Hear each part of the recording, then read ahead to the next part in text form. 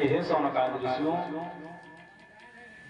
6 प्रश्न नहीं, आप हमसे हजारों प्रश्न करिए, हम तो भगवान की मंगलमयी कथा को श्रवण कराने के लिए ही पधारे हैं। जो भी आपके मन में विचार उत्पन्न हो, अब तुरंत आप हमसे कहिए और हम समुचित उसका उत्तर देंगे। तो आज शौनकादि ऋषि कौन 6 प्रश्न कर रहे हैं। पहला प्रश्न उनका है कि हे प्रभु, ये बताइए मानव का परम धर्म क्या है। और दूसरा प्रश्न क्या है कि कौन से देवता की पूजा करें जो श्रेष्ठ हो, सबसे ज्यादा बड़ा हो। अरे कोई देवी की पूजा करता है, कोई शिव जी की पूजा करता है, कोई नारायण की पूजा करता है, तो हमारी समझ में ये बात नहीं आती है कि सबसे बड़ा देवता कौन है, किनकी पूजा करें हम। और हे महाभाग, तीसरा प्रश्न हमारा ये है कि परमात्मा यदि अजन्मा है तो देवकी का पुत्र कैसे बना, दशरथ का पुत्र कैसे बना। ये हमारे बात समझ में नहीं आती है। यदि वो जन्म नहीं लेता है तो वो देवकी का पुत्र कैसे बन गया। और हमारा चौथा प्रश्न यह है कि कोई कक्षप अवतार भगवान का कहता है, कोई हयग्रीव अवतार कहता है, कोई नरसिंह अवतार कहता है, कोई राम अवतार कहता है, कोई कृष्ण अवतार कहता है। तो ये बताइए कि भगवान के शास्त्रोक्त कितने अवतार हुए हैं। हम सभी अवतारों के बारे में जानना चाहते हैं, क्योंकि लोग अनेक प्रकार की बातें करते हैं कि भगवान के कई अवतार हुए हैं, लेकिन कोई ये नहीं बताता है कि भगवान के कितने अवतार हुए हैं। ये हमारा चौथा प्रश्न है। और हे गुरुदेव, हमारा पांचवा प्रश्न ये है कि वक्ता कैसा होना चाहिए। जो भगवान की कथा हमें श्रवण कराए वो वक्ता कैसा हो, और श्रेष्ठ वक्ता किसे कहते हैं, उसके लक्षण क्या हैं, जिससे हम पहचान कर सके कि ये भगवान की मंगलमयी कथा को हमें सरलता से श्रवण कराएगा। और छठवां प्रश्न हमारा ये है कि भगवान जब अपनी लीला का संवरण करके अपने लोग को जाने लगे तो ये बताइए गुरुदेव कि धर्म कम शरणं गता, धर्म किसकी शरण में गया। ये सब आप हमें बतलाने की कृपा करें। आज ये 6 प्रश्न आज शौनकादि ऋषि श्री सूत जी महाराज से किए हैं। और श्री सूत जी महाराज कहते हैं कि हे महर्षियों, आपके समस्त प्रश्नों का हम भली भांति उत्तर देंगे, लेकिन कोई भी कार्य करने से पहले अपने गुरुजनों का स्मरण करना चाहिए।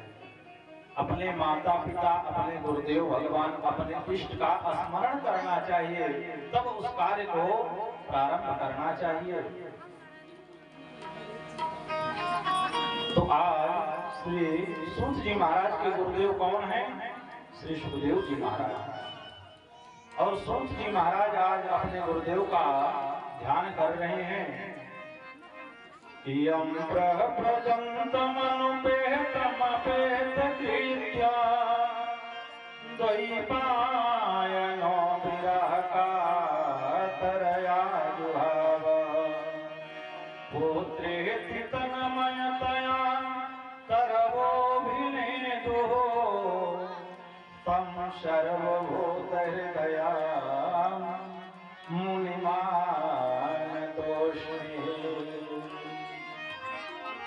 आज श्री सूत जी महाराज अपने गुरुदेव भगवान का स्मरण किए हैं, श्री सुखदेव जी महाराज का ध्यान किए हैं। यं प्रव्रजन्तमनुपेतमपेतकृत्यां द्वैपायनो विरहकातर आजुहाव। कि हमारे गुरुदेव भगवान कितने श्रेष्ठ हैं ये भी जान लेना चाहिए। कल की कथा में हम सबने ये जाना कि श्रीमद् भागवत में कौन से देवता का की अर्चना की गई है, किसके बारे में बतलाया गया है।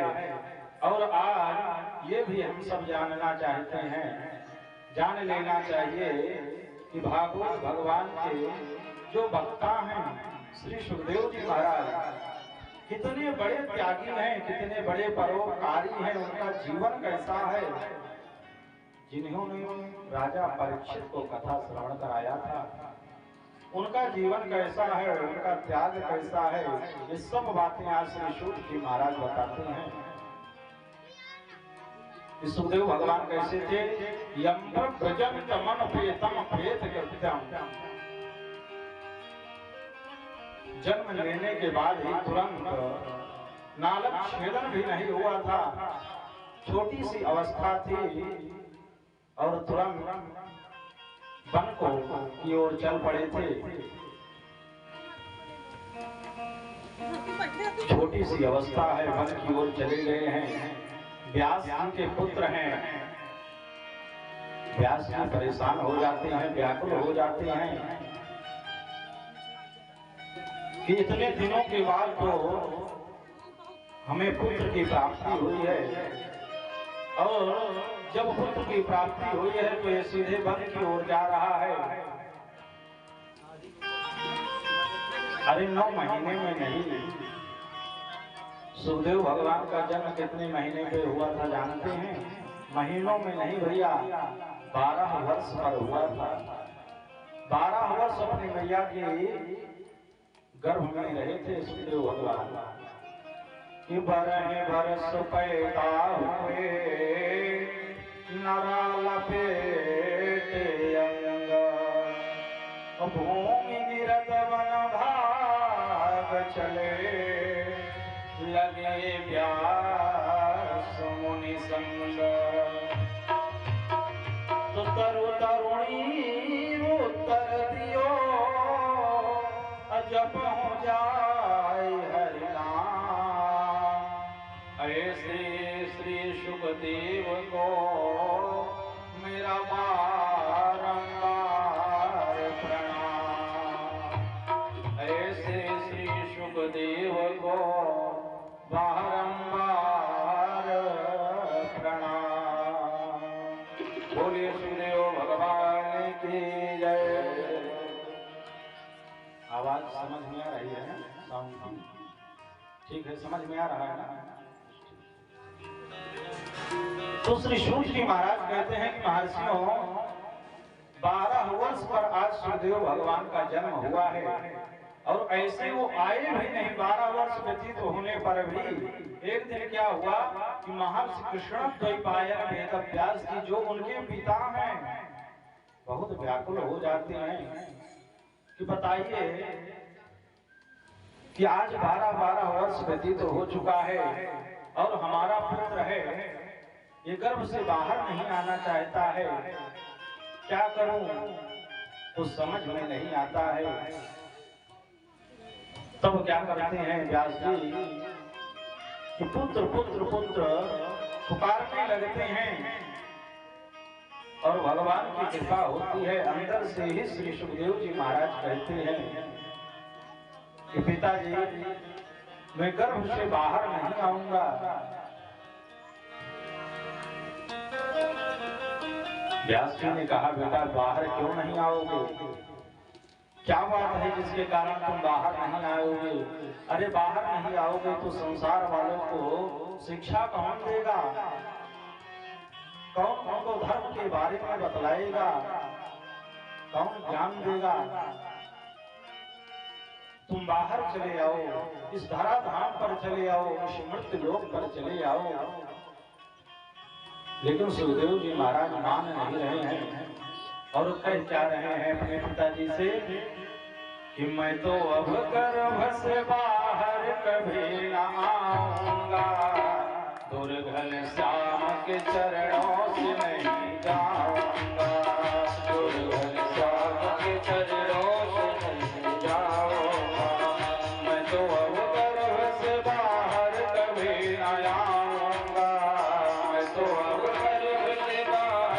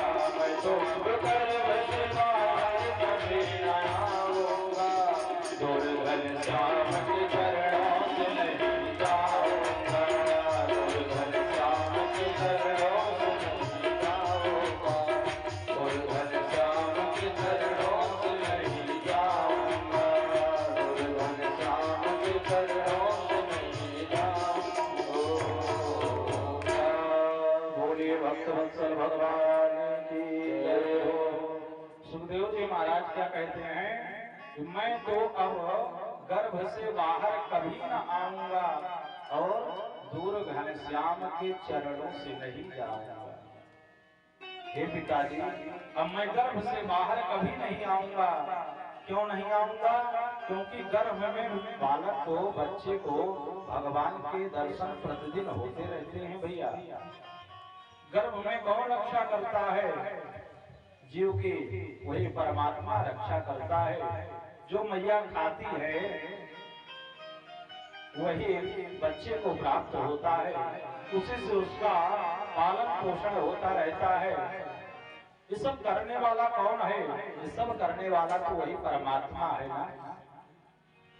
तो सुखदेव जी महाराज कहते हैं कि मैं गर्भ से बाहर नहीं आऊंगा, और यदि गर्भ से बाहर आ गया तो मुझे पता है कि भगवान का दर्शन मुझे नहीं होगा, और आपकी जो भगवान की माया है वो मुझे ग्रसित कर लेगी। सुखदेव भगवान जान रहे हैं ना कि जैसे ही मैं जन्म लूंगा वैसे ही भगवान की माया मुझे ग्रसित कर लेगी और मैं भगवान से दूर हो जाऊंगा। इसलिए मैं बाहर नहीं आऊंगा पिताजी। तो व्यास जी ने कहा, बेटा ये बताइए कि फिर बाहर कैसे आओगे, कोई मार्ग मुझे बतलाइए। तब सुखदेव जी महाराज कहते हैं कि हे पिताजी, यदि साक्षात भगवान नारायण आकर के कहें कि बेटा बाहर चले आओ और मेरी माया तुम्हें नहीं ग्रसित करेगी, तब मैं मुक्त लोक में आऊंगा।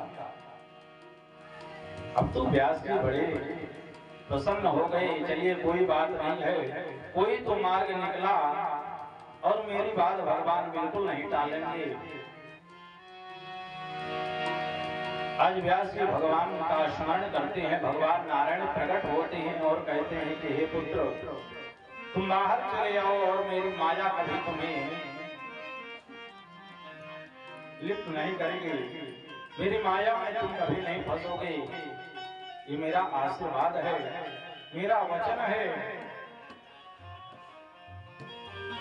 और मुझे ये ज्ञान है कि तुम भली बात जानते हो, तभी ये प्रश्न अपने पिता से किए हो कि विष्णु माया भगवती यया सम्मोहिता जगत।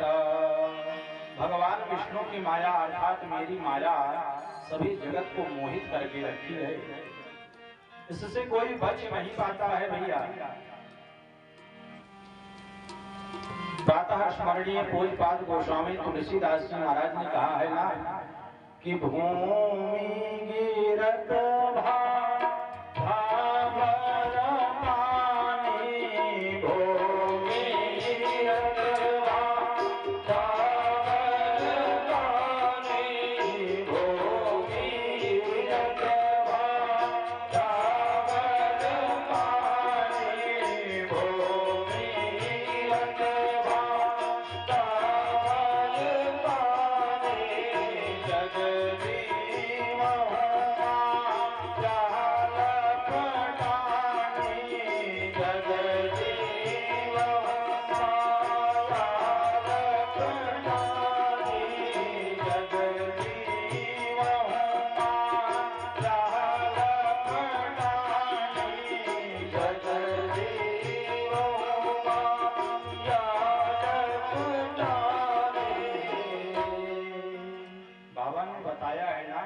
जैसे जीव आता है परमात्मा की माया उसे पकड़ लेती है।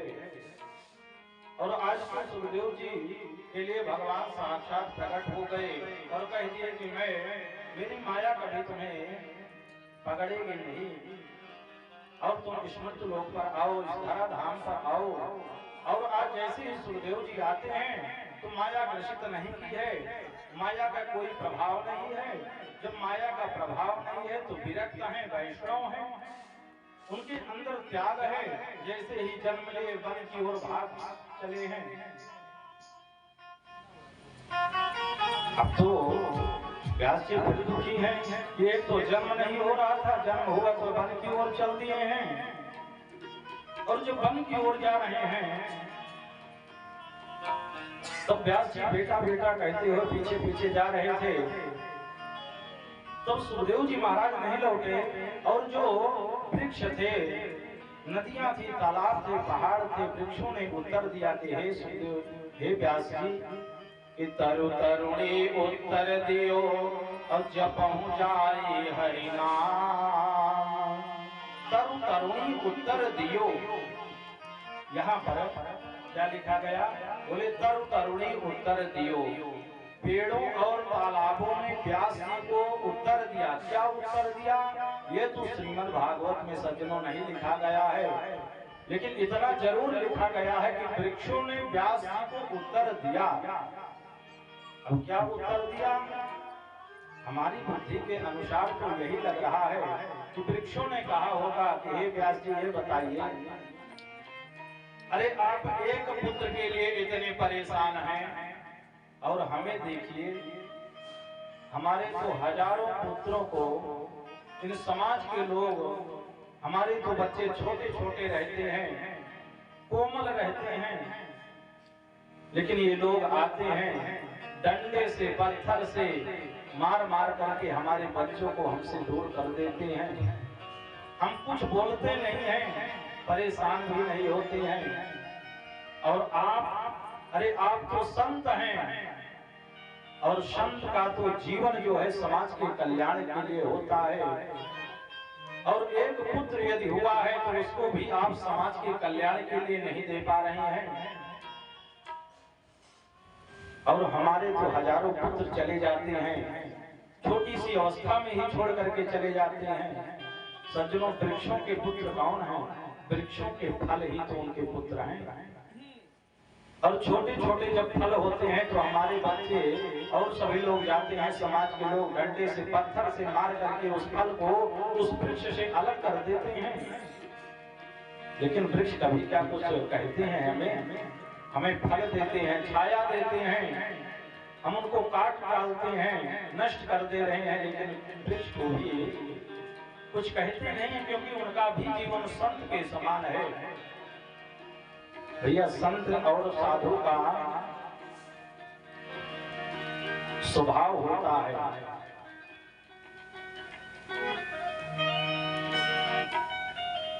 जिसका स्वभाव बहुत सुंदर हो वही साधु है। तो वृक्ष कहते हैं कि ये बताइए व्यास जी, आप संत हैं और इस तरह पुत्र के मोह में लालायित हैं। जब इस प्रकार आज वृक्षों ने व्यास जी को कहा है तो व्यास जी तुरंत वृक्षों को प्रणाम करते हैं और प्रणाम करके लौट आते हैं। और जब लौट करके आए हैं तो एक दिन क्या हुआ कि मन बहुत व्यथित था, दुखी थे, सोच रहे थे कि क्या किया जाए, क्या ना किया जाए। तो अपनी आत्म संतुष्टि के लिए उन्होंने 17 पुराणों की रचना कर डाले, 17 पुराण लिख डाले। और लिखने के बाद बैठे हैं, चिंतित हैं, दुखी हैं। उसी समय क्या होता है कि नारद जी का आगमन होता है और नारद जी जाकर के व्यास जी से कहते हैं कि हे व्यास जी, कि पाराशर्य महाभाग भवतः कच्चिदात्मनः अपरितोष्यति शारीर आत्मा मानसैव वा। नारद जी कहते हैं, पाराशर्य महाभाग, अरे हे पराशर नंदन, ये बताइए आप दुखी क्यों हैं, आप चिंतित क्यों हैं, क्या कारण है आप परेशान लग रहे हैं। तब व्यास जी ने कहा, हे नारद जी, मेरे दुख का एक ही कारण है। कारण क्या है? कारण सिर्फ इतना है कि मैंने 17 पुराण लिख डाले, कई उपनिषद शास्त्रों का मैंने लेखन कर डाला, लेकिन मेरे मन को शांति नहीं है। और मुझे शांति कैसे होगी ये आप ही बता सकते हैं। क्यों बता सकते हैं? क्योंकि आप हर जगह भ्रमण करते रहते हैं, घूमते रहते हैं, यात्रा करते रहते हैं, ब्रह्मा जी के मानस पुत्र हैं, इसलिए आपको ज्ञान होगा। क्योंकि मैंने सुना है, नारम ज्ञानम ददात इति नारदा, कि जो ज्ञान की अग्नि हैं, जल से पतला ज्ञान है, और जो ज्ञान के भंडार हैं, ऐसे श्री नारद जी महाराज। और आपके अंदर अथाह ज्ञान है, और उसी ज्ञान के कारण हमें बताइए कि हम क्या करें इस समय। नारद जी ने कहा कि आप चिंता मत करिए। व्यास जी कहते हैं कि तुम पर्यटन नरक इव त्रिलोकी अमंतामंतश्चरो वायुरिवात्म साक्षी। हे नारद जी, कोई उपाय मुझे बताइए। तब नारद जी कहते हैं कि व्यास जी, हमारे पिता ने हमको एक ज्ञान दिया था, चतुर्थ श्लोकी भागवत। आज मैं तुम्हें श्रवण कराता हूँ, और आज वही चतुर्थ श्लोकी भागवत जो है नारद जी व्यास जी को श्रवण कराए हैं। और उन 4 श्लोकों भागवत से आज व्यास जी 18,000 श्लोकों के श्रीमद् भागवत की रचना सुंदर करते हैं।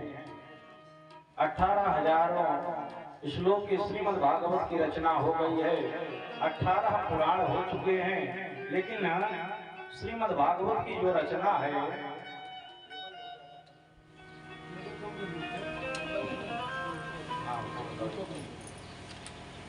18वें पुराण की रचना हो गई है।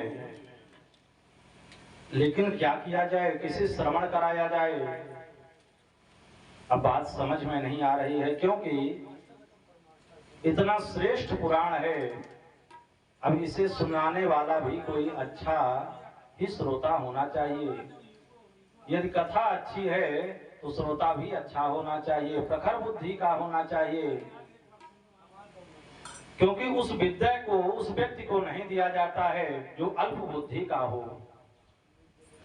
जैसे कि ब्रह्मास्त्र की विद्या द्रोणाचार्य जी से धोखे में अश्वत्थामा ने ले लिया,